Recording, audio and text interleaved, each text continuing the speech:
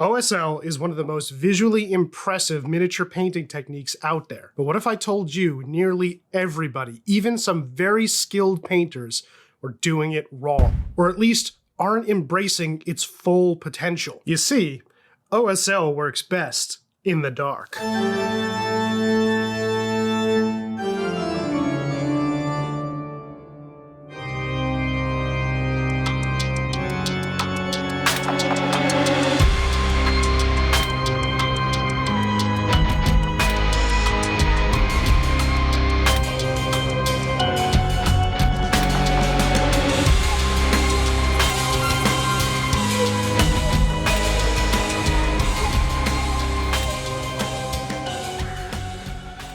Happy Halloween, everyone. If you've been out at night lately, I'm sure some of your neighborhoods are looking something like this.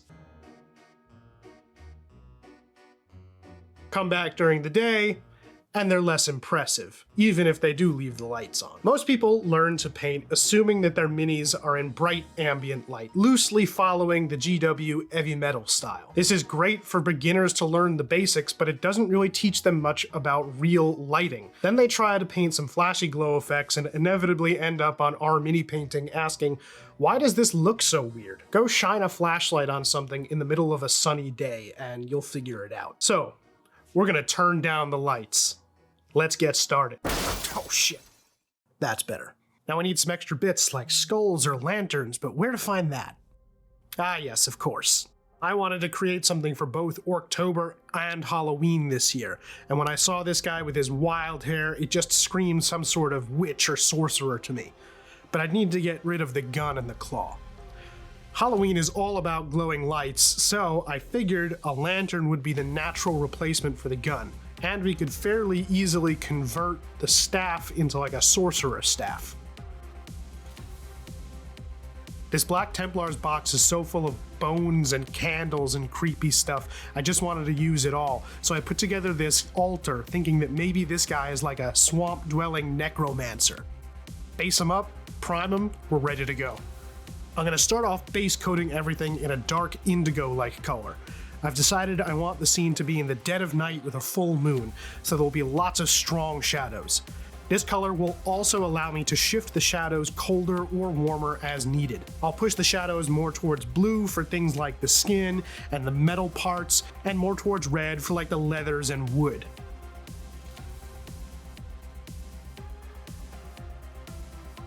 Next, I'll start blocking in colors. I'm going to keep them muted and dark to reflect the low lighting conditions.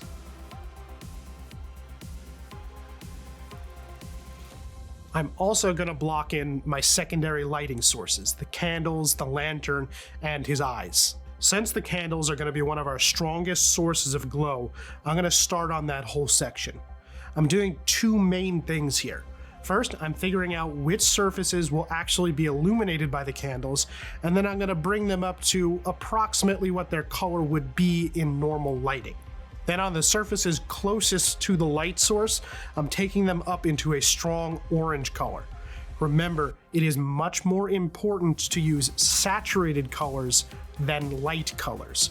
Don't just mix in white. If you do, it'll actually make the color quite dull. You're much better off using a bright yellow. Next, we can start doing some highlighting. I'm choosing duller, cooler highlights for the areas that will be illuminated primarily by moonlight. And in the areas that are nearer to the candle glow, I'm going to be doing warmer, brighter highlights. Keep in mind that this is a little bit different than the glow effect. I'm just trying to show that these surfaces are in a little bit warmer light than the other areas.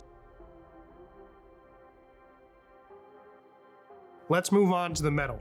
I'll be attempting a little bit of non-metallic metal here. I'm not really an expert in this technique. This is basically the first time I'm trying it on anything bigger than like a bayonet. Luckily, I took some clips as a reference, at least for the candle reflections.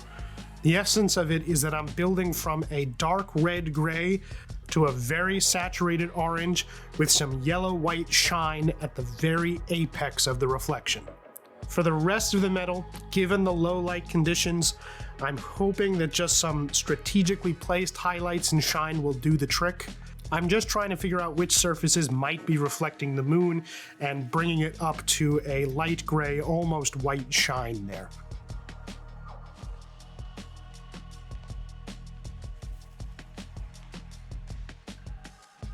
Now to the lantern. This will be very similar to what I did with the candles. I'm going to go ahead and start recoloring the areas closest to the light source, various shades of green, starting dark and getting brighter. On the surfaces that would receive the most light, I'm highlighting with a very bright green, almost a yellow green.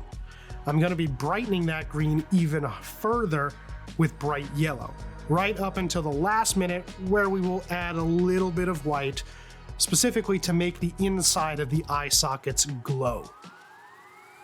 Finally, I'll start to color some of the surfaces in the vicinity that will catch some of the green glow, starting dark and building light again. Remember to keep the amount of coloration appropriate for how far away the surface is from the light source. I did mean for this flat section on the base to be a water surface, so I'm going to go pretty hard with the green reflection and hopefully sell that effect.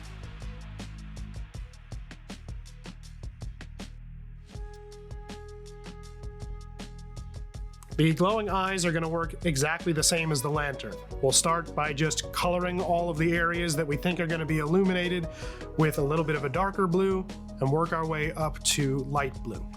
For blue, you kind of do have to use more white than with some other colors, but believe it or not, you can actually add some yellow to keep the color bright, and it won't shift it to looking too green.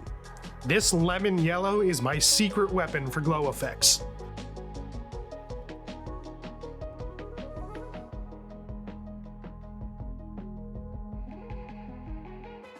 We are very close to done. I'm just going to quickly color in the hair a dark, warm gray, do some highlights, add in some coloration from the blue glow, and that's it. Or it would be if I didn't have one more secret weapon up my sleeve. This is Black 4.0. There are very few of these out in the wild right now, but I have a bottle. So let's use it to really take our shadows into the black of night.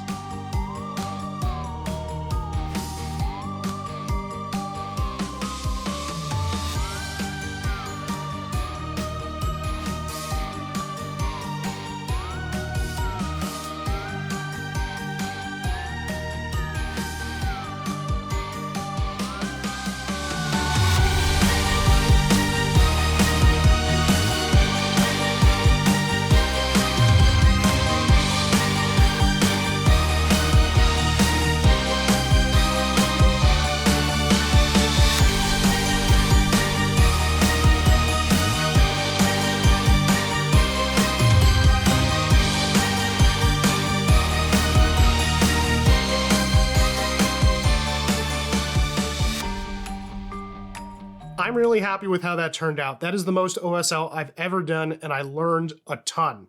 I hope you learned something too. My biggest takeaway would be to keep your glow very saturated and contrast that with darker, less saturated colors elsewhere on the model. Does this mean you can only do OSL effects with nighttime lighting?